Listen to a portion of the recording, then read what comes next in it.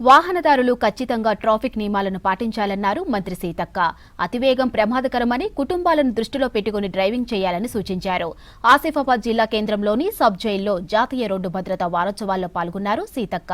గత ఏడాది రోడ్డు ప్రమాదాల్లో 213 మంది చనిపోయారని, ఈ సంవత్సరం ప్రమాదరహిత జిల్లాగా నిలవాలని సూచించారు. ఆ తర్వాత జాతీయ రోడ్డు భద్రత వారోత్సవాల కరపత్రాలను విడుదల చేశారు సీతక్క. అంతకుముందు జనకపూర్లో బాల సాధన కేంద్రం, ఆదర్శ అంగన్వాడీ కేంద్రాన్ని ప్రారంభించారు మంత్రి. ఈ నూతన సంవత్సరం ప్రతి ఇళ్లలో సంతోషం ఉండాలంటే రోడ్డు భద్రత యొక్క పరిస్థితిని మనం తెలుసుకోవాలి. మనం రోడ్డు మీదకి వచ్చినప్పుడు భద్రంగా వెహికల్ నడపడం మూలంగా మన జీవితాలతో పాటు మనల్ని నమ్ముకున్న వారు కూడా మరి సురక్షితంగా ఉంటారు.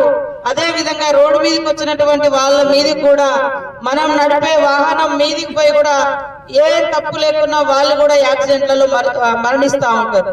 కాబట్టి ఈ యొక్క విషయాన్ని గుర్తుపెట్టుకొని వెహికల్ ఎక్కేటప్పుడు డ్రింక్ చేయకూడదు, అదే విధంగా స్మోక్ జరగకూడదు, అదే విధంగా మరి సెల్ ఫోన్ పట్టుకొని డ్రైవింగ్ చేయకూడదు.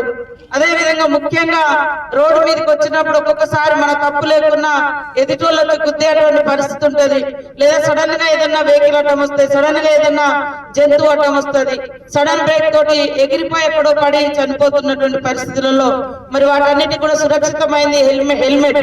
కాబట్టి హెల్మెట్ అనేది ప్రతి ఒక్కరు కూడా ధరించాలి.